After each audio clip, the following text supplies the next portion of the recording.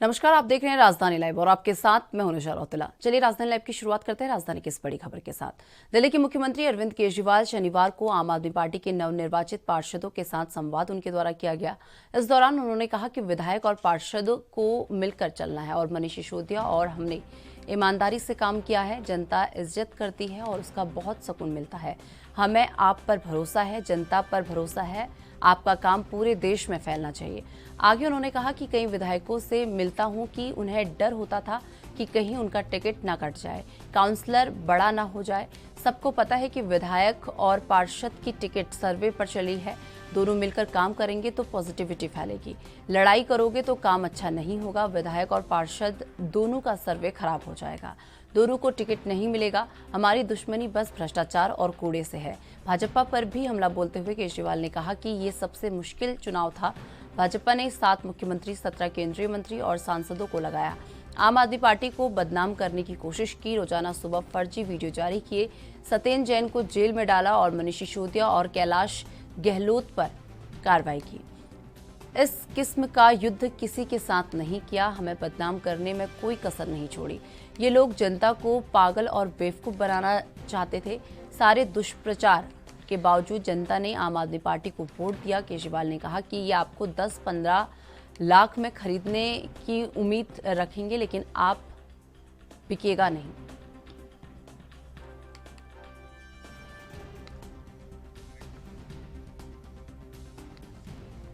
तो आपको बता दें कि सीएम अरविंद केजरीवाल ने कल नवनिर्वाचित पार्षदों के साथ एक मीटिंग की है, जिसमें उन्होंने तमाम बातें रखी। उन्होंने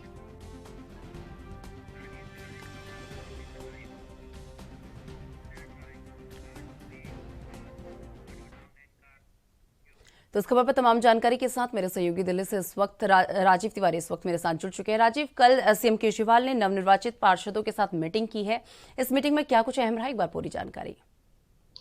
देखिए, यहाँ पर बात करें आम आदमी पार्टी की और आम आदमी पार्टी के मुखिया अरविंद केजरीवाल की, तो कल उन्होंने शाह ऑडिटोरियम के अंदर एक बैठक बुलाई थी, जिसके अंदर सभी जो निगम पार्षद नए चुन के आए हैं वो मौजूद रहे और लगातार उनसे बातचीत की गई।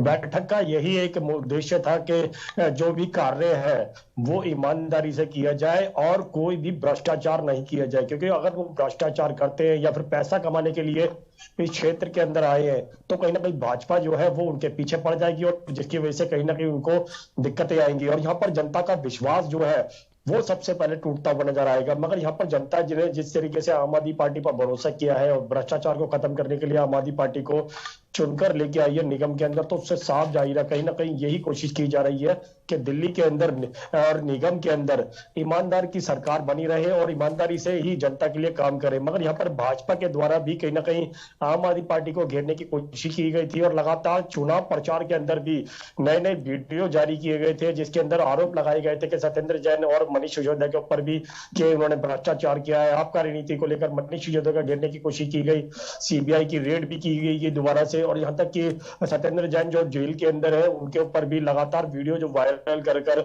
लगातार कहीं ना कहीं जनता को कहीं ना कहीं गुमराह करने की कोशिश की गई। मगर जनता का जो विश्वास था वो आम आदमी पार्टी की तरफ था और यही चीज आम आदमी पार्टी के लिए कहीं ना कहीं भरोसा जो है वो बनता हुआ नजर आया। और लगातार बैठक के अंदर भी यही कोशिश की गई कि कोई भी निगम पार्षद बिकना नहीं चाहिए, यानी कि अगर भाजपा की कोशिश करती है 10 लाख 50 लाख में अगर निगम पार्षद को खरीदने की कोशिश की जाती है तो आप लोग ईमानदारी के लिए आए हैं, ईमानदारी से जनता के लिए काम करने आए हैं, तो वो उस विश्वास को बना रहना चाहिए और आपको छोड़कर नहीं जाना है। अगर आप लोग भ्रष्टाचार करते हैं या फिर कहीं थोड़े बहुत पैसे के लालच में आते हैं तो उसकी जो कहीं ना कहीं निगरानी जो होगी वो ऊपर वाला करेगा और कहीं ना कहीं आपको उसका पनिशमेंट भी मिलेगा। मगर इस तरीके की जो तमाम जो बातें थी वो अरविंद केजरीवाल के द्वारा इस बैठक के अंदर की गई और लगातार निगम पार्षदों को समझाने की कोशिश की गई कि कोई भी भ्रष्टाचार ना करे ताकि भाजपा को उनके पीछे पड़ने का कोई मौका मिले। और जिस तरीके से सत्येंद्र जैन या फिर कहे बड़े नेताओं के पीछे जो सीबीआई या ईडी लगाई हुई है, उसको लेकर भी कहीं ना कहीं आरोप लगते हुए नजर आए थे। आम आदमी पार्टी का जो कहते हैं विश्वास था वो कहीं ना कहीं जनता के तो ऊपर था, मगर भाजपा के द्वारा कहीं ना कहीं आम आदमी पार्टी को कहते हैं झूठ के कगार के अंदर खींचने की कोशिश की गई थी और लगातार कहीं ना कहीं उनके ऊपर आरोप लगाए गए थे। और यही चीज जो है अरविंद केजरीवाल के द्वारा भी कही जा रही है कि भाजपा जो है वो खुद भ्रष्टाचार करती है और कहीं ना कहीं आम आदमी पार्टी या फिर जनता को घेरने की कोशिश करती है। मगर यहाँ पर आम आदमी पार्टी के जो निगम पार्षद है वो कितने ईमानदारी से काम करेंगे ये तो आने वाला समय ही बता पाएगा। जी राजीव, जिस तरीके से एमसीडी में आम आदमी पार्टी आना चाहती थी और एमसीडी में आ भी गई, लेकिन अब सवाल जिस तरीके से खरीद फरोख्त का उठता है, क्योंकि मीटिंग में भी खरीद फरोख्त को लेकर जो है बात रखी गई, जो पार्षद से उनसे कहा गया कि आप बिकेगा मत, आपको चाहे 10 लाख या 15 लाख में जितने में भी बीजेपी खरीदना चाहेगी, लेकिन आप बिकेगा मत। तो क्या समझा जा सकता है कि सीएम केजरीवाल को बीजेपी से डर लग रहा है कि कहीं जो पार्षद है उन्हें खरीदा ना जा सके? देखिए बिल्कुल सही कहा आपने निशा। यहाँ पर यह चीज जिससे बिल्कुल समझनी होगी कि अरविंद केजरीवाल को पता है कि सीबीआई की बात करें, ईडी की बात करें या फिर और जांच एजेंसियों की बात करें, इनकम टैक्स की बात करें, सभी के दिल्ली सरकार यानी कि आम आदमी पार्टी के पीछे पड़ी हुई है और लगातार कहीं ना कहीं उनके ऊपर लगातार आरोप लगते नजर आए। मनीष सिसोदिया के ऊपर की बात करें तो वहां पर भी सीबीआई और ईडी की जांच हुई, उनके घर तक के जांच की गई, यहाँ तक कि तमाम डॉक्यूमेंट्स चेक किए गए।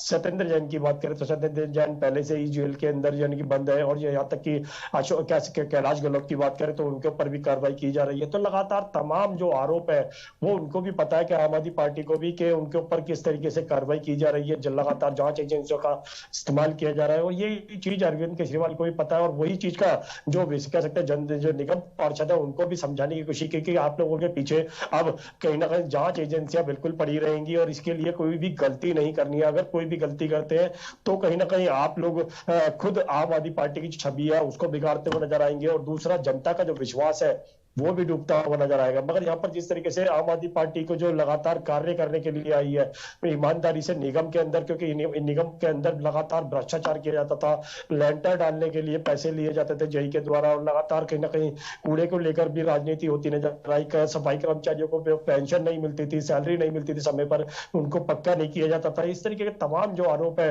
वो पहले भाजपा के ऊपर लगते थे, अब कहीं ना कहीं आम आदमी पार्टी के ऊपर लगते हुए नजर आएंगे। इसको जो कहते हैं आम आदमी पार्टी के को यानी कि इस चीज को पता है कि अरविंद केजरीवाल को भी कि उनके ऊपर तमाम आरोप लगाए जाएंगे, इसलिए पहले से ही वो निगम पार्षदों को तैयार करने की कोशिश कर रहे हैं कि निगम पार्षद कितने ईमानदारी से काम करना है, किस तरीके की परेशानियां आएंगी ये भी बताया गया है। चुनाव के अंदर भी किस तरीके की परेशानियां आई थी, लगातार कहीं ना कहीं आम आदमी पार्टी को घेरने की कोशिश की गई थी। तो तमाम जो आरोप है वो लगातार कहीं ना कहीं आम आदमी पार्टी के ऊपर लगे थे और उसी चीज का अब भी अरविंद केजरीवाल के द्वारा ये बैठक के अंदर भी कहा गया कि आपके पीछे कहीं ना कहीं जांच एजेंसियां भी पड़ सकती है, इसलिए आपको ईमानदारी से काम करना है और ईमानदारी से ही चलना है। अगर थोड़े बहुत लालच के पीछे या फिर 10 लाख 20 लाख 15 लाख या फिर 50 लाख के लालच दिया जाता है तो आपको बिकना नहीं है। सीधा सीधा कहीं ना कहीं निगम पार्षदों को समझाने की कोशिश की गई है। जी राजीव, जिस तरीके से एमसीडी का चुनाव जीतने के बाद जो वादे केजरीवाल की तरफ से किए गए थे एमसीडी चुनाव से पहले, अब उन वादों के लिए क्या स्ट्रैटेजी बनाई जा रही है, किस रणनीति के तहत आम आदमी पार्टी काम कर रही है? देखिए बिल्कुल सही कहा आपने। यहाँ पर बात करें निशा जिस तरीके से अरविंद केजरीवाल की, तो अरविंद केजरीवाल ने तमाम जो वादे थे वो किए गए थे निगम चुनाव के अंदर। 10 गारंटियां भी दी गई थी जिसमें से पहली गारंटी थी कि कूड़े के पहाड़ जो है उनको खत्म किया जाएगा और यही जो सबसे बड़ा वादा किया जा रहा था कि जैसे ही निगम के अंदर आएंगे तीनों ही कूड़े के पहाड़ों को खत्म किया जाएगा। मगर अब निगम के अंदर की बात करें तो निगम के अंदर आम आदमी पार्टी आ चुकी है। लगातार जो अरविंद केजरीवाल है वो निगम पार्षदों से बैठक भी कर रहे हैं और कोशिश भी की जा रही है कि निगम मेयर किसको बनाया जाएगा और लगातार कहीं ना कहीं ये भी कोशिश की जाएगी कि कूड़े की ढेर की लेकर जो राजनीति चल रही थी वो भी खत्म होती नजर आए, कूड़े के पहाड़ को खत्म किया जाए, जनता के लिए काम किया जाए। जिस तरीके से कहा गया कि टैक्स लगाए जा रहे हैं, हाउस टैक्स बढ़ाया जा रहा है, यहाँ तक कि दुकानों के ऊपर टैक्स लगाया जा रहा है, या फिर कहे जो जेई है या फिर कहे लैंटर डालने के लिए पैसे लेते हैं, इस तरीके के तमाम जो आरोप थे वो लगाए जाते थे। अब कहीं ना कहीं आम आदमी पार्टी निगम के अंदर आ चुकी है और अरविंद केजरीवाल ने बिल्कुल कह दिया है कि निगम के लिए ये जो कोशिश थी उनकी वो जरूर सफल हुई है, मगर उसके अंदर दिक्कतें जो सबसे ज्यादा थी वो भाजपा की तरफ से लगाई गई थी, और भाजपा जो है वो उनको अभी भी घेरने की कोशिश करेगी। तो इस तरीके के तमाम जो कह सकते बातचीत का जो माध्यम था वो रखा गया, और जहां तक कि ये भी कोशिश की गई कि निगम पार्षद को बिकना नहीं है, निगम पार्षद को ईमानदारी से काम करना है। जनता के लिए आए हैं तो पहले जो जनता के लिए काम है वो करने होंगे। अगर आप थोड़े बहुत लालच के पीछे पड़ते हैं तो कहीं ना कहीं कटघरे के अंदर आप ही खड़े होते हुए नजर आएंगे, और जांच एजेंसियां जो है वो आपके पीछे पड़ती हुई नजर आएंगी, और इसीलिए कहीं ना कहीं बचाने के लिए पहले से ही तैयारियां की जा रही हैं। जी राजीव, जिस तरीके से 15 सालों तक एमसीडी में बीजेपी का कब्जा था, लेकिन करारी हार इस बार बीजेपी को मिली है एमसीडी में, तो अब बीजेपी किस रणनीति के तहत काम कर रही है? देखिए, यहाँ पर भाजपा की बात करें तो भाजपा की लगातार ये कोशिश थी कि निगम के अंदर चौथी बार भी वो ही रहे, और 15 साल तक निगम के अंदर रहे हैं, ताकि उनका जो काम करने का तरीका है वो किसी को ना पता लगे, या चाहे कहे कि भ्रष्टाचार जो किया गया है निगम के अंदर वो किसी को भी पता ना लग सके। क्या? क्योंकि निगम के अंदर लगातार कहीं ना कहीं सफाई कर्मचारियों की सैलरी को लेकर, पेंशन को लेकर लगातार आरोप लगते थे कि दिल्ली सरकार उनको पैसा नहीं दे रही है। निगम के अंदर जो टैक्स का पैसा आता था वो भी लगातार बढ़ता हुआ आता था, और लगातार टैक्स बढ़ाया भी जा रहा था, मगर वो पैसे का इस्तेमाल जो है वो निगम कर्मचारियों के लिए नहीं किया जा रहा था। दूसरा, यहाँ पर जो सफाई के लेकर जो परेशानियां थी, जनता परेशान थी, नालियों की सफाई नहीं होती थी, सड़कों की सफाई नहीं होती थी, जिसकी वजह से गंदगी का जो पानी था वो कहीं ना कहीं घरों के अंदर जाता था। उसको लेकर भी कहीं ना कहीं आरोप प्रत्यारोप लगते नजर आते थे। मगर अब कहीं ना कहीं भाजपा की जो मुश्किलें हैं वो सबसे ज्यादा बढ़ती हुई नजर आएगी, क्योंकि अब वो विपक्ष के अंदर है और उनका काम है सरकार को घेरना। तो सरकार को किस तरीके से घेरेंगे और कमियां कहां पर मिलेंगी। और दूसरा, निगम के अंदर लगातार ये भी कहा जा रहा है जो सूत्रों के हवाले से कि इस निगम के अंदर अब पैसा नहीं है, तो निगम के अंदर पैसा कहां से आएगा। ये भी दिल्ली सरकार को यानी कि अरविंद केजरीवाल को समझना होगा, उनके मेयर को समझना होगा कि निगम के अंदर जो खत्म पैसा है, यानी कि जो टैक्स का रूप में जो पैसा आया करता था वो खत्म हो चुका है, और उसके लिए कैसे उनको रिकवरी करनी है, और जनता के लिए किस तरीके से काम करना है, निगम के कर्मचारियों के लिए किस तरीके से काम करना है, ये तमाम जो कोशिश है वो जरूर की जाएगी। मगर भाजपा भी कहीं ना कहीं अब भाजपा की तरफ से भी स्पष्ट कर दिया गया है कि विपक्ष की जो भूमिका है वो अच्छी तरीके से निभाएंगे। जनता के लिए जो जिस तरीके से आम आदमी पार्टी आई है तो उनको उसी तरीके से काम करने दिया जाएगा, अगर काम नहीं करेंगे तो उनको घेरा भी जाएगा। जी राजीव, जिस तरीके से अगर बात बीजेपी की कर ली जाए तो हमेशा देखा गया है कि अगर बीजेपी की सरकार कहीं पर नहीं बनती या बीजेपी किसी भी चुनाव में हार जाती है तो खरीद फरोख्त एक बहुत बड़ा सवाल दूसरी पार्टियों के लिए खड़ा हो जाता है, क्योंकि दूसरी पार्टियों को ये डर लगा रहता है कि कब उनके विधायक या नेता कब उन खरीद लिए जाएं पता नहीं चल सकता। तो ऐसे में क्या एमसीडी चुनाव में हार के बाद बीजेपी की तरफ से ऐसी खरीद फरोख्त का कोई मामला सामने आया हो जहां पर जो है पार्षदों को खरीदने की कोशिश जो है बीजेपी की तरफ से की गई हो? देखिए, यहाँ पर अरविंद केजरीवाल की बात करें तो अरविंद केजरीवाल को भी पता है कि जब भी भाजपा हारती है तो उनको उनकी एक सबसे बड़ी रणनीति रहती है कि सामने वाली पार्टी, यानी कि सामने जो भी सरकार के अंदर जो पार्टी बन के आ रही है उसको तोड़ने की कोशिश की जाए, ताकि दूसरे को मौका मिले अपनी सरकार बनाने का। यहाँ पर यही चीज निगम के लिए भी कही जा रही है कि निगम पार्षद को बिकना नहीं है, यानी उनको सीधे सीधे पता है कि निगम पार्षदों को खरीदने के लिए भाजपा जो है वो लगातार प्रयास करेगी, पैसे देकर या फिर कहे उनके ऊपर भ्रष्टाचार लगाकर उनको तोड़ने की कोशिश की जाएगी।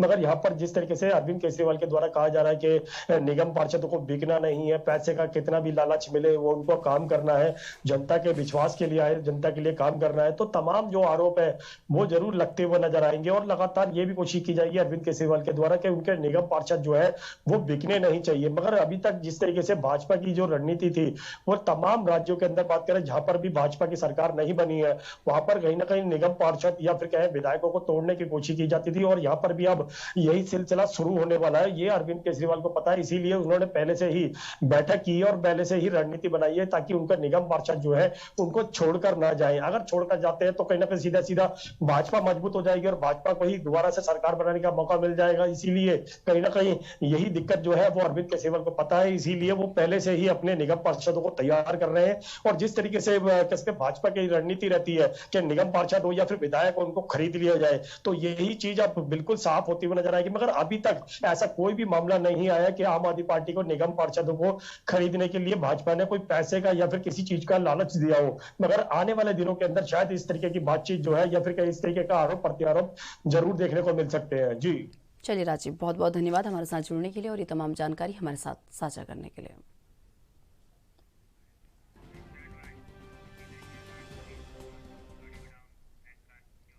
सीएम योगी आज वाराणसी के दौरे पर रहने वाले हैं, जहां मुख्यमंत्री योगी आदित्यनाथ आज प्रबुद्ध जनों से संवाद कर निकाय चुनाव के लिए जीत का मंत्र देंगे। भाजपा के तय कार्यक्रम में संपूर्णानंद संस्कृति विश्वविद्यालय में 12 बजे से प्रबुद्ध जन सम्मेलन होगा और इस कार्यक्रम में मुख्यमंत्री के संबोधन से पूर्व शहर के प्रबुद्धजनों को भी बोलने का मौका दिया जाएगा। मुख्यमंत्री योगी आदित्यनाथ आज प्रबुद्धजन से संवाद कर निकाय चुनाव के लिए जीत का मंत्र देंगे। तैयारियों को लेकर शनिवार को पार्टी पदाधिकारियों ने निरीक्षण और बैठक कर कार्यक्रम को अंतिम रूप दिया। क्षेत्रीय अध्यक्ष महेश चंद्र श्रीवास्तव ने बताया कि प्रदेश के सभी नगर निगमों में प्रबुद्धजन सम्मेलन का आयोजन किया जा रहा है और इसी क्रम में यहां मुख्यमंत्री आ रहे हैं। उनके संबोधन से पूर्व प्रबुद्धजन जैसे शिक्षक, अधिवक्ता, चिकित्सक, उद्योगपति, महिलाएं व व्यापारी अपने विचार व्यक्त करेंगे। प्रबुद्धजनों को बैठाने और सुरक्षा व्यवस्था की जिम्मेदारी युवा मोर्चा को सौंपी गई है।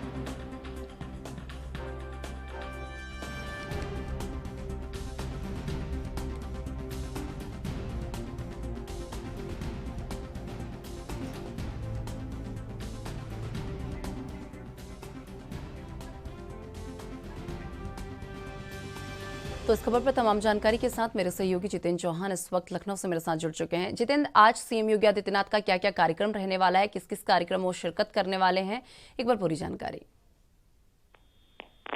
आज उत्तर प्रदेश के मुख्यमंत्री योगी आदित्यनाथ वाराणसी पहुंचेंगे और कहीं ना कहीं वाराणसी पहुंचने के बाद उत्तर प्रदेश के मुख्यमंत्री योगी आदित्यनाथ उनको तोहफा देने का काम करेंगे वाराणसी वासियों को। और कहा जा सकता है कि उत्तर प्रदेश के मुख्यमंत्री योगी आदित्यनाथ आज निकाय चुनाव को लेकर।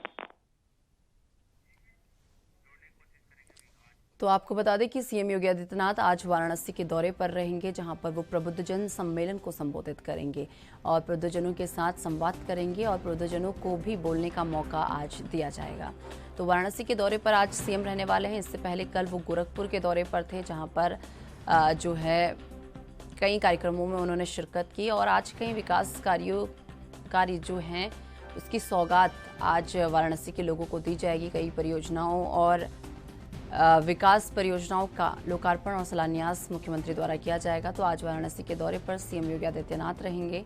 आपको बता दें कि उनके दौरे को लेकर सभी तैयारियां पूरी कर ली गई हैं, सुरक्षा के चाक चौबंद इंतजाम कर लिए गए हैं। तो लगातार सीएम योगी आदित्यनाथ आपको बता दें कि प्रदेश भर के भ्रमण पर निकले हुए हैं, जहां पर वो हर जिले में जाकर वहां बारीकी से इसका निरीक्षण कर रहे हैं और समस्याओं को देखने की कोशिश कर रहे हैं कि कहां पर किन लोगों को किन किन समस्याओं से जूझना पड़ रहा है और साथ ही साथ कई परियोजनाओं का शिलान्यास और लोकार्पण भी जो है सीएम योगी आदित्यनाथ द्वारा किया जा रहा है। तो लगातार सौगातें भी वो जिलों को देते हुए आ रहे हैं। तो आपको बता दें कि कई महीनों से वो प्रदेश भर के भ्रमण पर निकले हुए हैं और इसी कड़ी में आज वाराणसी का दौरा उनका रहने वाला है, जहां पर वो प्रबुद्धजनों से संवाद करेंगे, उनको संबोधित करेंगे और इसी के साथ आपको बता दें कि आज प्रबुद्धजनों को भी बोलने का पूरा मौका दिया जाएगा।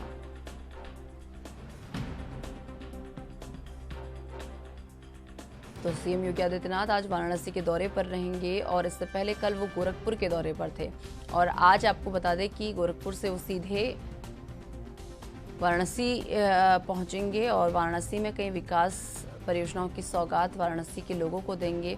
और आपको बता दें कि उनके दौरे को लेकर सभी तरह की तैयारियां जो है कर ली गई हैं। तो इस खबर पर तमाम जानकारी के साथ मेरे सहयोगी जितेंद्र चौहान लगातार हमारे साथ जुड़े हुए हैं।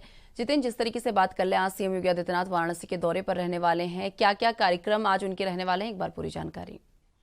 देखिए, आज उत्तर प्रदेश के मुख्यमंत्री योगी आदित्यनाथ वाराणसी पहुंचेंगे और वाराणसी पहुंचते ही वो कार्यकर्ताओं में जोश भरने का काम करेंगे, क्योंकि निकाय चुनाव को लेकर भारतीय जनता पार्टी लगभग पूरी तैयारी कर रही है और कैंडिडेट का आवेदन भी लिया जा रहा है। और उससे पहले जो चुनावी तैयारियां होती है उसमें उत्तर प्रदेश के मुख्यमंत्री योगी आदित्यनाथ उत्तर प्रदेश के मुखिया होने के नाते वो जुड़ चुके हैं और आज जब वो वाराणसी पहुंचेंगे और तो सबसे पहले संपूर्णानंद संस्कृत विश्वविद्यालय में भाजपा के प्रबुद्ध जन सम्मेलन में हिस्सा लेंगे और साथ ही साथ मुख्यमंत्री योगी आदित्यनाथ संपूर्णानंद संस्कृत विद्यालय में प्रबुद्ध जनों के संवाद के साथ छात्रों को लैपटॉप भी बांटने का काम करेंगे।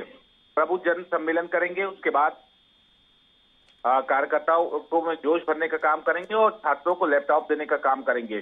57.82 लाख रुपए की विकसित जो विकास की परियोजना है मुख्यमंत्री योगी आदित्यनाथ करेंगे, तो वह 17.46 लाख रुपए की जो परियोजना है उसका लोकार्पण करने का भी काम उत्तर प्रदेश के मुख्यमंत्री योगी आदित्यनाथ करेंगे। वहीं विकास खंड हरहुआ के करोमा व अनौरा, बड़ा गांव के बरजी कुंजी और फतेहपुर चोलापुर विकासखंड के बाबतपुर गांव में 24.36 लाख रुपए की बनने वाली अंत्येष्टि स्थल का भी शिलान्यास उत्तर प्रदेश के मुख्यमंत्री योगी आदित्यनाथ करेंगे। और वहीं विकासखंड चिरई गांव में बथला कला गांव में है, जहां पर 17.46 लाख रुपए की जो परियोजना है उसमें निर्मित होने वाले पंचायत भवन का भी उत्तर प्रदेश के मुख्यमंत्री योगी आदित्यनाथ काम करेंगे। वहीं विकासखंड सेवापुरी इंदिरा व काशी विद्यापीठ में ठोस व तरल अवशिष्ट प्रबंध के तहत 16 लाख रुपए बनने वाले प्लास्टिक अपशिष्ट प्रबंध इकाई का भी शिलान्यास उत्तर प्रदेश के मुख्यमंत्री योगी आदित्यनाथ करेंगे। तो वहीं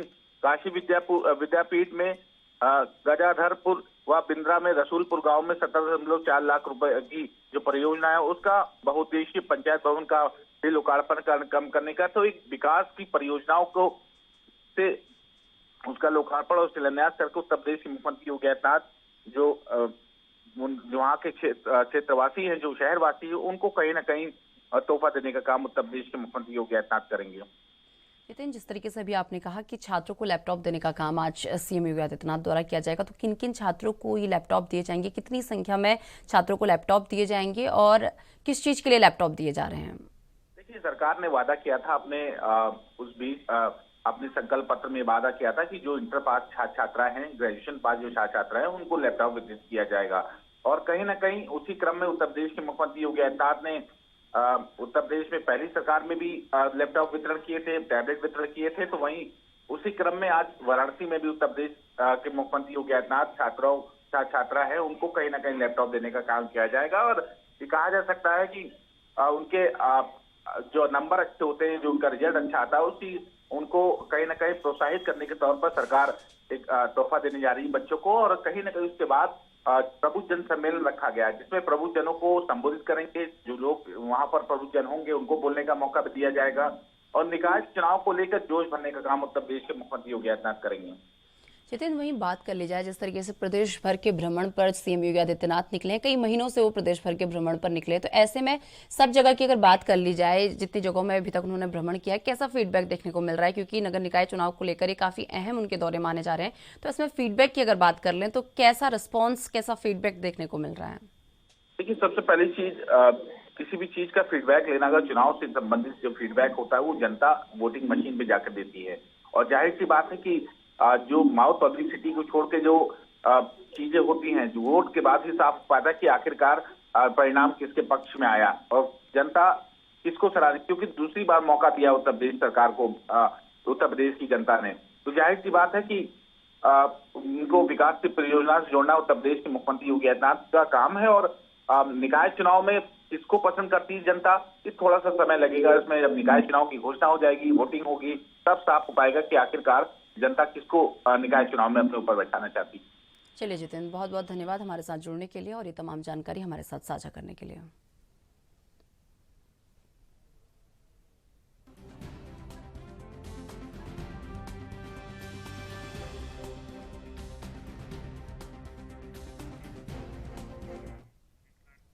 हाई वोल्टेज ड्रामे के बीच हिमाचल प्रदेश के मुख्यमंत्री का रास्ता आखिरकार दिल्ली की हरी झंडी से शनिवार को साफ हो गया है।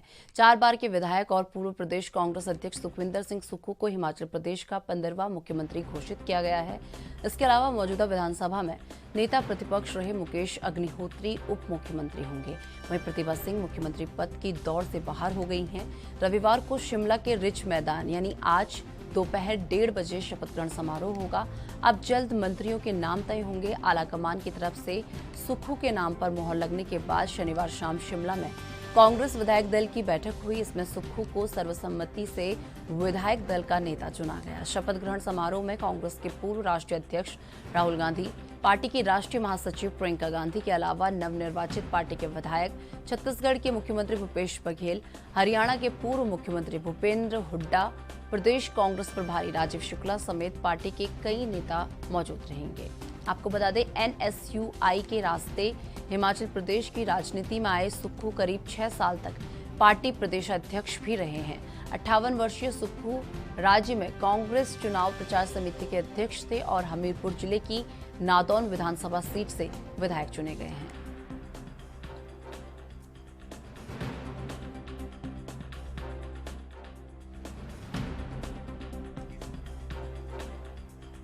तो इस खबर पर तमाम जानकारी के साथ मेरी हमारे ब्यूरो चीफ टीना ठाकुर जी इस वक्त हिमाचल से हमारे साथ जुड़ चुकी हैं। टीना जी, जिस तरीके से बात कर ली जाए हाई वोल्टेज ड्रामे के बाद अब ये बात साफ हो गई है कि आखिरकार जो है हिमाचल का मुख्यमंत्री कौन होगा। तो ऐसे में आज सुखविंदर सिंह सुक्खू जो है शपथ लेने वाले हैं। तो कितने बजे शपथ ग्रहण समारोह होगा, कौन कौन इसमें पहुंचने वाले हैं, एक बार पूरी जानकारी। जी देखिए, शपथ ग्रहण समारोह जो है वो 1:30 बजे रखा गया है रिच पे। हालांकि भी टाइमिंग को लेकर थोड़ा सा कंफ्लिक्ट है, कभी 12 बजे बताया जा रहा है, कभी 1:30 बजे। हालांकि आज ही शपथ ग्रहण समारोह रिच पर होगा और उसमें बताया जा रहा है कि प्रियंका गांधी, राहुल गांधी और राष्ट्रीय अध्यक्ष कांग्रेस के मल्लिकार्जुन खड़गे यहाँ पे पहुंचेंगे। उसके अलावा भूपेश बघेल और भूपिंदर सिंह हुड्डा और गुरकीरत सिंह कोटली, संजय दत्त, तमाम जो बड़े लीडर्स थे, जो केंद्रीय नेता थे, जो ऑब्जर्वर्स थे, प्रभारी थे, राजीव शुक्ला हैं, सह प्रभारी हैं, वो पहले से यहाँ पे मौजूद है। तो ऐसे में कांग्रेस की प्रियंका गांधी भी यहाँ पहले से मौजूद है शिमला में अपने घर देश कावड़ा में। तो राहुल गांधी और मल्लिकार्जुन खड़गे का भी बताया जा रहा है कि वो भी यहाँ पे पहुंचेगा और शपथ ग्रहण समारोह में वो यहाँ पे भाग लेंगे। जी टीना जी, वहीं अगर बात कर ली जाए, क्या कारण रहा कि वीरभद्र परिवार से कोई सीएम नहीं चुना गया? क्योंकि जिस तरीके से देखा गया कि जो कंपटीशन था प्रतिभा सिंह और सुक्खू के बीच में था, तो ऐसे में क्या कारण रहा, वो क्या कारण था जिसकी वजह से हाईकमान ने वीरभद्र परिवार से किसी को सीएम नहीं चुना? जी देखिए, इससे बड़ा कारण तो ये था कि अगर प्रतिभा सिंह को सीएम बना लिया जाता, उसमें 2 जगह उपचुनाव करवाए जाने थे, एक विधायक पद के लिए और दूसरा लोकसभा सीट उनके सीएम बनने के बाद खाली हो जाती। तो ऐसे में फिलहाल 2 उपचुनावों का रिस्क जो है कांग्रेस यहाँ पे नहीं लेना चाहती थी। तो इसीलिए जो है उनको दरकिनार किया गया। लेकिन बोला जा रहा है कि जो विक्रम है उनको जो कैबिनेट है उसमें अच्छा जो रैंक है या अच्छा जो दर्जा है, अच्छा पोर्टफोलियो उसको दिया जाएगा। हालांकि अगर हम दूसरी तरफ से ये देखें कि जिस तरह मंडी से सांसद है प्रतिभा सिंह और वहां पे सीधा 1 जिले से आप 10 में से 9 से हार गए, तो वो भी एक रिस्क यहाँ कांग्रेस हाईकमान को लग रहा था कि अगर आप मंडी लोकसभा इलेक्शन में जाते हैं तो कहीं ना कहीं हार का सामना कहीं आपको करना पड़ सकता है और अभी कोई रिस्क कांग्रेस इस मामले में नहीं देना चाहती है। तो इसीलिए जो सुखविंदर सिंह सुक्खू है, क्योंकि संगठन का तजुर्बा उनको काफी है, तो इसीलिए उनके नाम पर सहमति बनाई गई और तमाम जो विधायक थे उन्होंने भी इस पर सहमति जताई। क्योंकि जब प्रतिभा सिंह का नाम चला तो बेशक लोग के साथ थे, लेकिन विधायकों ने एक बात यही कही कि जो सिंपल विधायक आए हैं उनमें से अगर विधायक सीएम चेहरा है उनको बनाया जाए तो कांग्रेस के लिए आसानी रहेगी और आगे के जो कांग्रेस कार्यकर्ता है उनका जो मनोबल है वो बना रहेगा। जी टीना जी, वहीं बात अगर प्रतिभा सिंह की कर लें तो जिस तरीके से एक कॉम्पिटिटर की तरह वो यहाँ पर कहीं ना कहीं सुखविंदर सिंह सुक्खू को कंपटीशन देती हुई नजर आ रही थी, उनका क्या कुछ कहना है? क्योंकि सुक्खू के नाम पर मोहर यहाँ पर लग गई है, तो ऐसे में प्रतिभा सिंह का क्या कुछ कहना है? देखिए, कल फिलहाल घमासान बहुत हुआ और तमाम तरह से प्रयास किए गए कि जो फैसला है और आला कमान का उसको बदला जाए। इसमें कैसे टैक्टिक्स भी इस्तेमाल की गई, तमाम नारेबाजी समर्थ होने की। लेकिन उसके बाद जब आला कमान अपने फैसले पर अड़ा रहा और उसके बाद सुखविंदर सिंह सुक्खू के नाम का ऐलान किया गया, उसके बाद प्रतिभा सिंह ने अभी कोई बहुत बड़ा बयान नहीं दिया। उन्होंने कहा कि कांग्रेस एकजुट है और जो भी कांग्रेस आला कमान की तरफ से फैसला दिया जाएगा वो सबको सर्वमान्य होगा और अब मुझे भी वो सर्वमान्य है। और ऐसे में वहां से सीधा निकल के जो है प्रतिभा सिंह अपने जो नेता हैं उनके साथ और जो नवनिर्वाचित मुख्यमंत्री हैं सुखविंदर सिंह तो उनके साथ राजभवन पहुंची और वहां पे जो है सरकार बनाने का दावा पेश किया। तो ऐसे में आप देखेंगे कि फिलहाल तो कांग्रेस में शांति नजर आ रही है। पहली बार ऐसा देखने में आया कि कांग्रेस हाईकमान जो ये उनकी जो सीएम चेहरा जो चुनने का जो उनका वो था उसमें कांग्रेस आला कमान की चली है और कोई प्रैक्टिस या किस तरह का कोई जो कारण है या कोई दबाव है वो काम नहीं आया है। तो ऐसे में यहाँ पहली बार हिमाचल में देखने को मिल रहा है कि कांग्रेस आला कमान ने यहाँ पे फैसला लिया है और वो सारे विधायकों ने उसको सर्वसहमति से माना है। जी टीना जी, जिस तरीके से बात कर लें कि जिस तरीके से सुखविंदर सिंह सुक्खू के नाम पर मुहर लग गई है, तो कांग्रेस बार बार ये दावा तो करती है कि हम एकजुट हैं, हाईकमान जो फैसला लेगा हम उसे मानेंगे, पर क्या अगर वही चीज अगर प्रतिभा सिंह के नजरिए से देखी जाए तो क्या सच में कांग्रेस एकजुट नजर आ रही है? देखिए, फिलहाल कल बिल्कुल घमासान जिस तरह से चल रहा था उसके बाद कयास यही लगाए जा रहे थे कि पार्टी टूट सकती है। प्रतिभा सिंह को अगर सीएम ना बनाया जाए या उनकी पसंद की किसी जो उनका जो पसंदीदा नाम उनका जो उन्होंने जो आगे किया था उसको ना बनाया जाए तो पार्टी में कहीं बिखराव आ सकता है, टूट सकती है, कुछ एमएलए अलग हो सकते हैं। लेकिन जब बाद में देर शाम शाम जब फैसला आया तो देखने में यही आया कि सारे विधायक एकजुट थे, सबने सर्वसम्मति से फैसला माना, सबने सुखविंदर सिंह सुक्खू को सीएम चेहरे के तौर पर माना और उनका साथ दिया। तो ऐसे में आप देखेंगे फिलहाल तो ऐसी कोई संभावना नजर नहीं आ रही है। हालांकि भाजपा इस पे उनकी क्या प्रतिक्रिया, किस तरह की वो नजर रख रही है और किस तरह की बातचीत आगे वो विधायकों के साथ करती है वो अलग इश्यू है। लेकिन अभी फिलहाल कांग्रेस में एकजुटता नजर आ रही है। कहीं ना कहीं आलाकमान के आगे सारे जो लोग हैं वो सर्व सहमत नजर आ रहे हैं। तो फिलहाल अब ये देखने वाली होगी कि शांति कितने दिनों की है और कितना सरकार चलाने में कितना सहयोग ये विधायक या प्रतिभा सिंह देते हैं। ये देखने वाली बात अब आगे होगी कि जो चुनौती, जो कांटो भरा ताज जो सुखविंदर सिंह सुक्खू को पहनाया गया है, वो कितना सफलता से उसको आगे उस जिम्मेदारी को निभा पाते हैं। कांग्रेस को, क्योंकि संगठन को साथ लेकर चलना हमेशा से पार्टी के लिए एक बड़ा एक चैलेंज रहा है, तो वो देखने वाली बात होगी कि इस बार संगठन का अनुभव जो साथ लेके जिनको सीएम बनाया गया है वो किस तरह से अपने संगठन को भी साथ लेके चलते हैं। क्योंकि सत्ता में आने के बाद हमेशा से संगठन और सत्ता में जो तालमेल की कमी है वो देखी जाती है। और इस बार लेकिन माना जा रहा है कि सुखविंदर सिंह सुक्खू, क्योंकि संगठन का खासा लंबा अनुभव है, तो ये जो तालमेल की कमी है वो देखने को नहीं मिलेगी यहाँ पे। जी टीना जी, वहीं बात अगर उप मुख्यमंत्री की कर ली जाए तो मुकेश अग्निहोत्री का नाम इस वक्त चल रहा है, तो एक बार उप मुख्यमंत्री को लेकर भी पूरी जानकारी। आपने सही बोला उप मुख्यमंत्री के नाम पर, क्योंकि यहाँ पे जिस तरह से जो समर्थक थे वो मायूस नजर आ रहे थे, क्योंकि 5 बार जो मुकेश अग्निहोत्री है वो चुनकर आए हैं। तो ऐसे में उनको भी सेटल करने की बात चल रही थी, तो उन्हें डिप्टी सीएम बनाया गया है। ब्राह्मण समुदाय से संबंधित है, ब्राह्मण चेहरा वो है। तो ऐसे में जो एक जो संतुलन है, जातीय संतुलन आप कहें और क्षेत्रीय संतुलन कहें, वो एक बढ़िया से बिठाने का प्रयास कांग्रेस की तरफ से किया गया है। तो डिप्टी सीएम के तौर पर आज जो है मुकेश अग्निहोत्री भी शपथ लेंगे। जी टीना जी, वहीं अगर बात कर लें, अब मुख्यमंत्री के नाम पर मुहर लग चुकी है और कहीं ना कहीं मुकेश अग्निहोत्री उप मुख्यमंत्री के तौर पर अब बन सकते हैं और शपथ ग्रहण समारोह भी आज है, तो इसके बाद अगर अन्य मंत्रियों की बात कर ली जाए तो किस किस मंत्री का नाम सामने आ रहा है, क्योंकि कैबिनेट विस्तार होगा, तो ऐसे में कौन क्या बन सकता है, कोई जानकारी इससे संबंधित सामने आई हो? जी देखिए, अभी फिलहाल कल की जो इनकी जो बैठक चली थी कांग्रेस, उसमें कैबिनेट पर भी चर्चा की गई है कि कहां से किसको कैबिनेट का दर्जा दिया जाए। लेकिन फिलहाल आधिकारिक कोई पुष्टि नहीं है। लेकिन ये माना जा रहा है कि जो शिलाई से विधायक है हर्षवर्धन चौहान, रोहित ठाकुर हैं जुब्बल कोटखाई से, ज्वाली से चंद्र कुमार है, और इसी तरह आप देखेंगे कि सोलन से कर्नल हरिराम शांडिल है। तमाम ऐसे बड़े चेहरे हैं, सुधीर शर्मा है धर्मशाला से। तो ये जो चेहरे हैं इनको एडजस्ट करने की कांग्रेस पूरी कोशिश करेगी, क्योंकि न केवल ये बड़े चेहरे हैं, बड़ी जीत इन्होंने दर्ज की है, कांग्रेस से काफी समय से जुड़े भी रहे हैं और पहले भी मंत्री पद इन्होंने संभाला है। तो ऐसे में काफी बड़े चेहरे हैं। और आप देखेंगे कि जब भी कैबिनेट का जो दर्जा है वो दिया जाता है, तो उसमें क्योंकि हमारे पास छोटा राज्य है, 12 सिर्फ मंत्रियों के पद है, उनमें से एक मुख्यमंत्री है, 11 मंत्री चुनते हैं। तो उसमें क्षेत्रीय और जातीय दोनों समीकरण बिठाए जाते हैं कि किस तरह से किस क्षेत्र से किसको कितनी तरजीह दी जाए, किसको तवज्जो दी जाए। क्योंकि चंबा भी है, कुलदीप सिंह पठानिया का नाम वहां से चल रहा है। तो ऐसे में तमाम जो जिले हैं वहां से कैबिनेट में एक रैंक दिया जाना तय है। और अब देखने वाली बात यह है कि किसको क्या रैंक मिलेगा, क्योंकि अभी आधिकारिक कोई पुष्टि हमारे पास नहीं है कि कौन शपथ लेगा। अगर कैबिनेट का कोई विस्तार किया जाता है तो कौन कौन मंत्री के तौर पर शपथ लेंगे। और क्योंकि शपथ लेने के बाद पोर्टफोलियो दिए जाते हैं, तो अब वो भी तय नहीं है कि किसको क्या पोर्टफोलियो दिया जाना बाकी है। जी चलिए टीना जी, बहुत बहुत धन्यवाद हमारे साथ जुड़ने के लिए और ये तमाम जानकारी हमारे साथ साझा करने के लिए।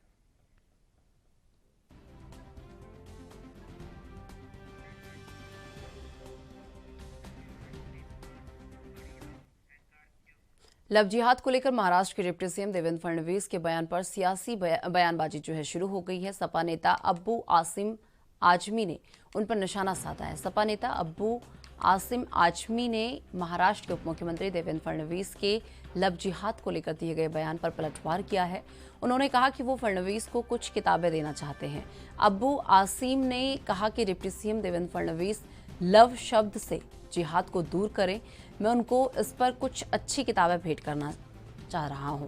जिहाद इन तुच्छ कामों के लिए नहीं है जहां कोई धोखे से किसी को बरगलाकर या इस तरह के घटिया काम को अंजाम दे। उप मुख्यमंत्री देवेंद्र फडणवीस ने शुक्रवार को कहा था कि उनकी सरकार लव जिहाद पर अन्य राज्यों के बनाए गए कानून की स्टडी करेगी लेकिन प्रदेश में फिलहाल इस तरह का कानून लाने का फैसला नहीं किया गया है।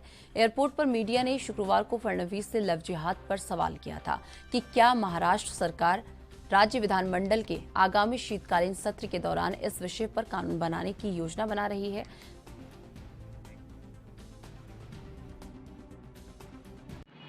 महाराष्ट्र के उप मुख्यमंत्री आदरणीय देवेंद्र फडणवीस जी का कहना है कि भाजपा शासित राज्यों में जिस तरह लव जिहाद के खिलाफ जिहाद प्रिवेंशन कानून बना, उसी तरह से महाराष्ट्र में बनना चाहिए। सबसे पहले मैं महाराष्ट्र के उप मुख्यमंत्री जो पढ़े लिखे आदमी है उनसे कहना चाहता हूँ, आप लव जिहाद से जिहाद को निकाल दीजिए। जिहाद एक बहुत ही रिस्पेक्टेड वर्ड लफ्ज़ है। मैं इस पे आपको कई किताबें दे सकता हूँ। जिहाद कोई लुच्चे लफंगों जो किसी की बहन बेटियों को से शादी करें और वो धोखे से करें, ऐसी जगह पे जिहाद को इस्तेमाल करना एक बहुत बड़ा जुल्म है। जिहाद लफ्ज़ के साथ आप ज़रूर कानून बनाइए, मगर मैं आपसे पूछूं कि सर, आज तक आपने किसी मुस्लिम जमात या किसी मुसलमान से ये सुना क्या कि जाओ हिंदू लड़कियों से शादी करो और बेटी बचाओ बहू लाओ के नाम से उनका धर्म परिवर्तन करो और जो करेगा ये काम उसको हम 2 लाख रुपया देंगे? आज तक आपने सुना? लेकिन मैं आपको दिखाऊंगा स्टेटमेंट।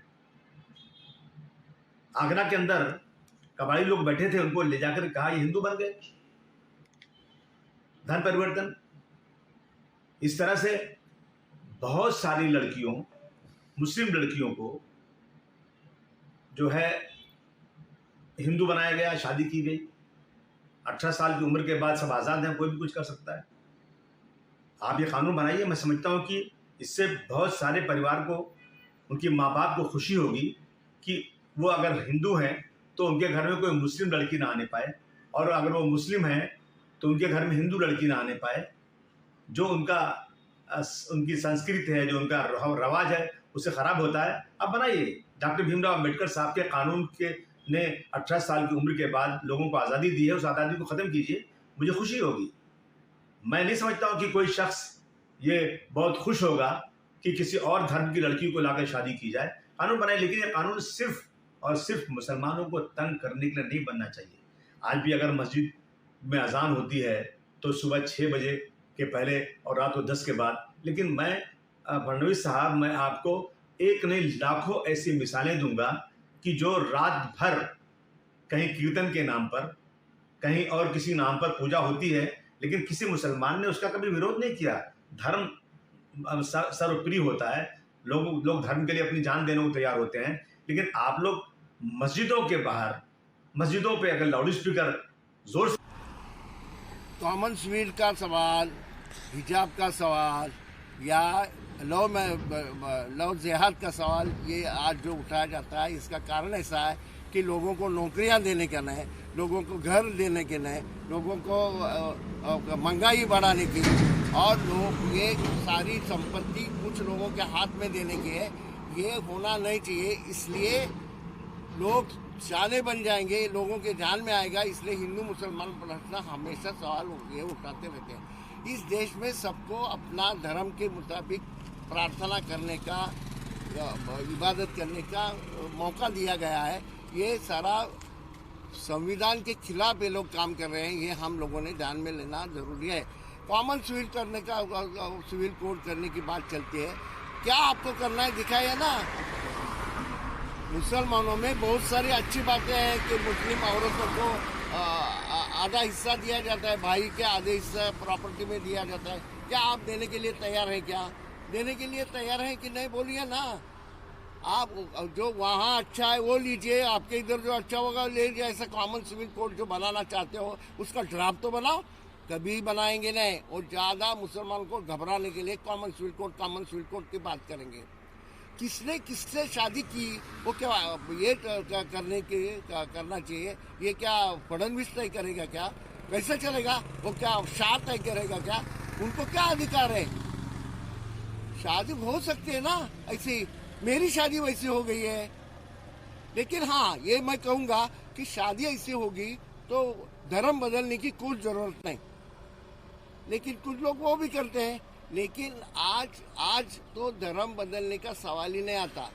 जो बदले गए हैं धर्म, या आज भी बदलते हैं। कौन बदलते हैं? बेचारे गरीब लोग बदलते हैं, क्योंकि उनको कहाँ न कहाँ समानता दिखाई देती है दूसरे क्रिश्चियन धर्म में या इस्लाम में, इसलिए वो बदलते हैं। वो क्रिश्चियन वो आप लाइए ना, आप मनुस्मृति की बात करेंगे, जिसमें ब्राह्मणों के सिवाय और सारे समाज के लिए कोई अधिकार नहीं, वो लेने के बाद आप इस देश के जो कॉमन धर्मांतर होता है वो किसका होता है? देखिए, वो बंद करिए ना, पहले सबको अधिकार, समान अधिकार दीजिए ना। संविधान में जो दिया गया है वो सारे औरतों को समान अधिकार दीजिए, दलितों को दीजिए, आदिवासियों को दीजिए, वो देने का नहीं और इस तरह की बातें करने की। और ये उनको उसमें कुछ ये नहीं है कोई कौन किस, क्योंकि ये ऊपर के जात के लोग जो है वो धर्म भी नहीं मानते। महाराष्ट्र में, उत्तर प्रदेश, गुजरात, कर्नाटक जैसे एक धर्मांतर विरोधी कायदा लाना चाहिए, ऐसी मांग हम कर रहे हैं। हिंदू लड़कियों को लव जिहाद के नाम पे फंसाया जाता है, आगे जाके बेचा जाता है और काफ़ी केसेस में उनका मर्डर भी किया जाता है। ऐसे बहुत सारी घटनाएं आज महाराष्ट्र में हो रही है। हिंदू लड़कियों को अगर बचाना हो तो महाराष्ट्र में धर्मांतर विरोधी कायदा लाना ही चाहिए। और मुझे इस बात का समाधान है कि महाराष्ट्र की हिंदुत्ववादी सरकार जल्द ही लव जिहाद विरोधी कायदा लेके आ रहा है। इसके लिए मैं उनका तहे दिल से अभिनंदन।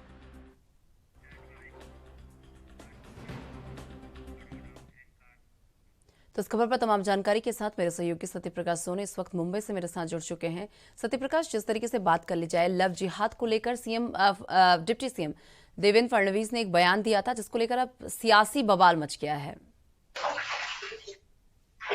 बिल्कुल निशा जी, महाराष्ट्र में लव जिहाद को लेकर अब कहीं कहीं अलग अलग बयान आने लगे हैं, अलग अलग नेताओं की अलग अलग मत आया। ऐसे में अबू आसिम आजमी सपा नेता ने कहा है कि अगर देवेंद्र फडणवीस लव जिहाद पर कानून लाना चाहते हैं तो सबसे पहले लव और जिहाद दोनों का अलग अलग करके देखिए। लव का मतलब है प्यार और जिहाद का मतलब है बरगला कर किसी को इस तरह से कुछ करवाना। तो लव जिहाद को ऐसे मत जोड़िए। और लव जिहाद से पहले वह देवेंद्र फडणवीस को कुछ किताबें देना चाहते हैं जो हिंदुत्व में भी कुछ अच्छाइयां हैं तो मुसलमानों में भी कुछ अच्छाइयां हैं। उन अच्छाइयों को लेने की जरूरत है, न कि इस तरह के कानून बनाने की जरूरत है। इसके अलावा कांग्रेसी नेता हुसैन दलवेदी ने कहा है कि सरकार जो है लोगों का मत भटकाने के लिए लव जिहाद जैसे कानून लाने की बात करती है। लव जिहाद कानून लाने से पहले सरकार को कई बातों पर अमल करना चाहिए, उस पर इसके बाद जो है लव जिहाद की बात करें। बीजेपी के नेताओं ने भी अपना अपना बयान दिया है और कहा है कि हिंदू विरोध ऐसे धर्मांतरण विरोधी कानून लाने चाहिए। इसको लेकर वह सरकार से मांग करते हैं और महाराष्ट्र की हिंदुत्व वाली सरकार इस पर अमल करेगी। सीधे तौर पर देखा जा रहा है कि अलग अलग नेताओं के अलग अलग बयान इस पूरे मामले में आ रहे हैं, लेकिन लव जिहाद कानून आएगा या नहीं आएगा इस पर अभी भी संशय बरकरार है, क्योंकि देवेंद्र फडणवीस ने कहा है कि लव जिहाद को लेकर उनकी पार्टी सत्ता में आने के बाद इस विषय को गंभीरता से ले रही है। अलग अलग राज्यों में किस तरह के कानून बनाए गए हैं उस पर अमल कर रही है। उसके बाद यह विचार किया जाएगा कि लव जिहाद कानून लाना है या नहीं। जी सत्यप्रकाश, वहीं बात अगर कर लें हुसैन दलवी की, तो उन्होंने कहा कि बेरोजगारी, महंगाई जैसे मुद्दों से ध्यान भटकाने के लिए लव जिहाद जैसे मामले को उठाया गया है। बिल्कुल, देखिए ये तो बात सही है कि सरकार को इस विषय पे भी गंभीरता से लेना चाहिए कि देश में महंगाई बढ़ रही है, देश में बेरोजगारी बढ़ रही है, देश में प्रगति रुकी हुई है, जीडीपी कम हो रही है। इसमें सरकार को ज्यादा गंभीरता से ध्यान देना चाहिए। लेकिन हुसैन दलवेदी ने भी कहा है कि क्या आप देवेंद्र फडणवीस से तय करेंगे कि कौन किससे शादी करेगा, कौन किससे प्यार करता है। हमारी भी शादी जो है इस तरह से हुई है, तो इसमें देवेंद्र फडणवीस का क्या रोल है। देवेंद्र फडणवीस के कहने के बाद ये सब सारी चीजें होने वाली है। तो तमाम सवाल कांग्रेसी नेता हुसैन दलवाई ने उठाया है। इस विषय को भी लेकर गंभीरता लेनी जरूर चाहिए, क्योंकि देश में अराजकता और तमाम जो है सरकार का विरोध, युवाओं को नौकरी, तमाम चीजें हैं जो अब तक नहीं हुई। हालांकि सरकार में आने से पहले तमाम यही नेता इस तरह के बयान करते हैं। चलिए सत्यप्रकाश, बहुत बहुत धन्यवाद हमारे साथ जुड़ने के लिए और ये तमाम जानकारी हमारे साथ साझा करने के लिए।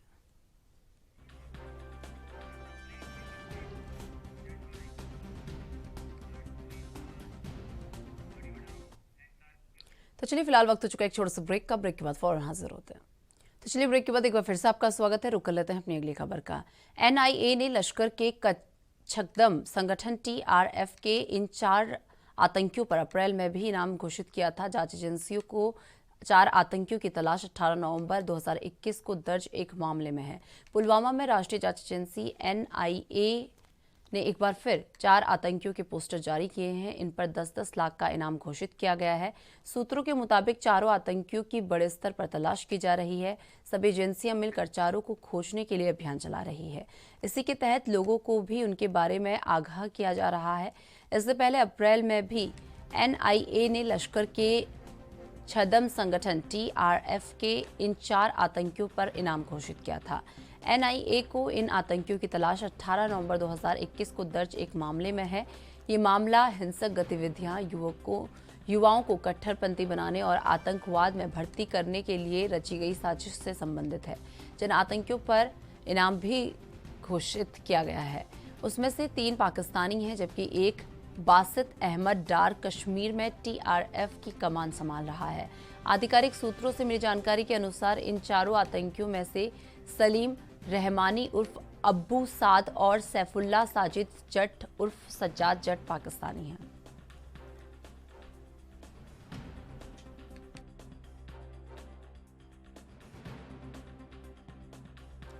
तो इस खबर पर तमाम जानकारी के साथ मेरे सहयोगी जम्मू कश्मीर से रविंद्र श्रीवास्तव इस वक्त मेरे साथ जुड़ चुके हैं।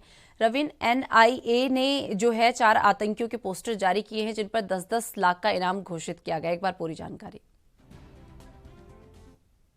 यहाँ सुरक्षा बल लगातार आतंकियों पर कार्रवाई कर रहे हैं, आतंकियों को मार रहे हैं, उनके सहयोगियों को पकड़ रहे हैं। वहीं एनआईए ने भी जो टीआरएफ है, लश्कर ए तोयबा का ही एक संगठन है, उसके 4 आतंकियों पर इनाम जो है वो घोषित किया है।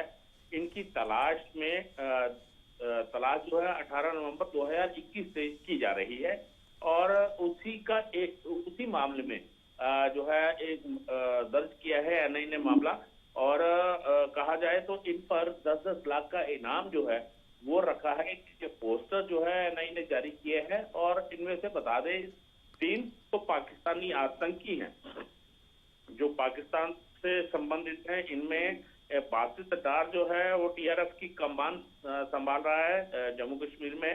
और जो कहा जाए सैफ सलीम रहमानी उर्फ अबू साद सैफुल्ला साजिद जट उर्फ सजाद बट ये पाकिस्तानी है। मतलब कहा जाए तो इनमें से 3 जो है वो पाकिस्तानी है और एक कश्मीरी है। और कहा जाए तो लगातार इन पर कार्रवाई एनआईए जो है वो लगातार कार्रवाई कर रही है। और इसी को लेकर जो है एनआईए ने अब एक पोस्टर भी जारी किया है। बाकायदा उस पोस्टर में इनका नाम, पता, फोटोग्राफ्स और इनके इनाम की राशि जो है वो भी रखी गई है। और लोगों से अपील की है कि इसके बारे में जो भी जानकारी देगा उसका नाम, उसका पता और ये सब गोपनीय रखा जाएगा, लेकिन उसको इनाम जो है वो भी दिया जाएगा। क्योंकि लगातार घाटी के अंदर जो पिछले दिनों टारगेट किलिंग का सिलसिला चला था उसमें कहीं ना कहीं इनकी ये शामिल रहे हैं, इनकी लिप्तता रही है। और यही वजह है कि एनआईए जो पिछले एक मामले में जो 18 नवंबर 2021 को एनआईए ने एक मामला दर्ज किया था उसको लेकर तलाश कर रही थी। आखिरकार एनआईए ने इस जो पोस्टर जो है वो जारी किए हैं। जी रविंद्र, वहीं बात कर ली जाए किन मामले में ये मुकदमा दर्ज है, काफी समय से मुकदमा दर्ज है, तो अब तक क्यों इन आतंकवादियों की गिरफ्तारी नहीं हो पाई? जी देखिए, इनको संरक्षण देने वाले बहुत से लोग हैं और लगातार ये सुरक्षा बलों को चकमा देकर निकलते रहे हैं। और आपने जिस तरह से मामले की बात की है, ये मामला हिंसक गतिविधियों, युवाओं को कट्टरपंथी बनाने और आतंकवाद भर्ती के लिए जो साजिशें ये लोग रचते थे, खास करके जिन युवाओं को कश्मीरी युवाओं को बहला फुसलाकर उनको आतंकवाद की राह पे ले जाते थे, उनको ट्रेनिंग के लिए इन्होंने कई बार जो है पाकिस्तान भी युवाओं को भेजा। तो इन्हीं सब मामलों में एनआईए ने अपना मामला दर्ज किया है और सभी से तलाश जो है उनकी की जा रही है। और अब आखिरकार एनआईए ने जो 3 पाकिस्तानी और एक कश्मीरी आतंकी है TRF का, उनके पोस्टर जारी चलिए किया है ठीक है, ताकि आतंकियों का ठीक है रविंद्र, चलिए बहुत बहुत धन्यवाद हमारे साथ जुड़ने के लिए और ये तमाम जानकारी हमारे साथ साझा करने के लिए। उत्तराखंड की धामी सरकार लगातार जनहित के मुद्दों पर ध्यान दे रही है। पहले सरकार ने कारोबार के लिए ब्याज मुक्त ऋण की योजना लॉन्च की और अब वन्यजीव बोर्ड की बैठक में सीएम धामी ने वन्यजीवों में हमले में मृत्यु अथवा घायल होने के मामलों में मुआवजा राशि बढ़ा दी है। वन्यजीवों के हमले में मृत्यु पर अब 6 लाख का मुआवजा दिया जाएगा। आपको बता दें, पहले वन्यजीवों के हमले में मृत्यु पर 4 लाख के मुआवजे का प्रावधान था और घायलों को 50,000 रुपये मुआवजा मिलता था, लेकिन अब घायलों को भी 1 लाख का मुआवजा दिया जाएगा। सीएम धामी ने अधिकारियों को निर्देश दिए हैं कि मानव वन्यजीव संघर्ष को कम करने के लिए हर प्रभावी प्रयासों को करना है ताकि जनहानि ना हो। सीएम ने साफ कर दिया है कि अब पीड़ितों को मुआवजे के लिए भटकना नहीं पड़ेगा। वन्यजीव बोर्ड की बैठक में मुआवजा राशि बढ़ाने के अलावा सीएम ने अधिकारियों को निर्देश दिए कि मानव वन्यजीव संघर्ष की घटना की सूचना प्राप्त होते ही संबंधितों को मुआवजा राशि 15 दिन के अंदर प्राप्त हो जानी चाहिए।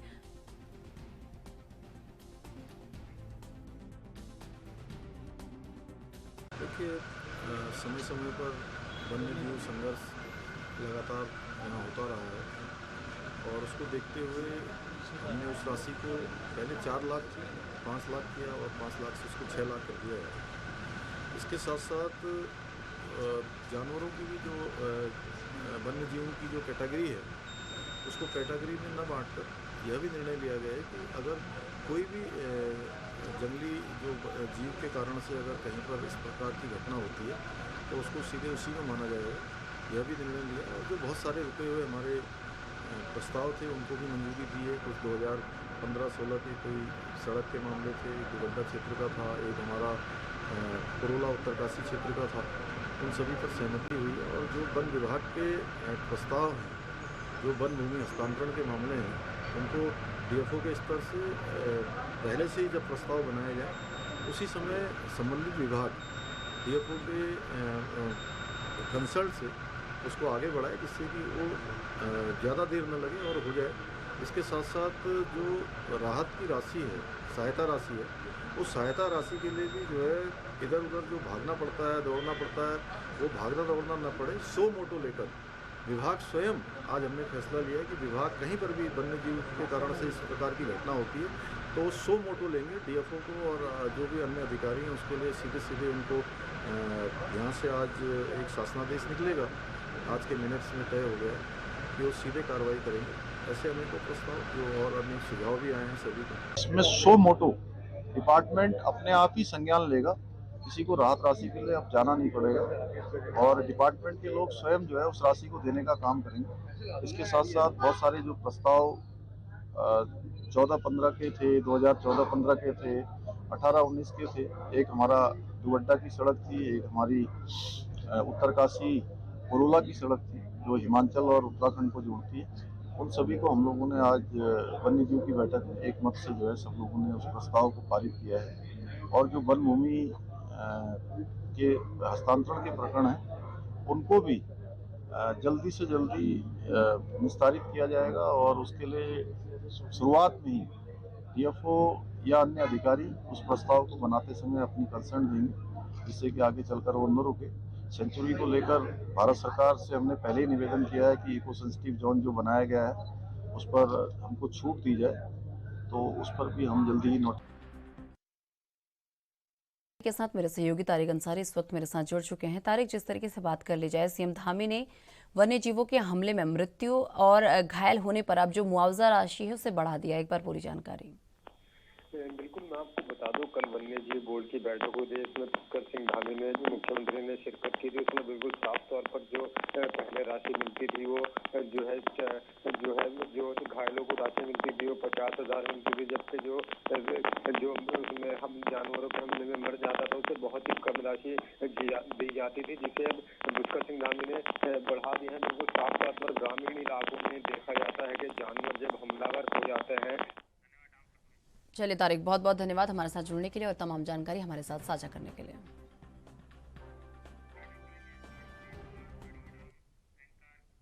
तो चलिए मेरे साथ राजधानी लाइव में इतना ही। देश दुनिया की तमाम बड़ी खबरों के लिए देखते रहिए एनबी न्यूज। नमस्कार।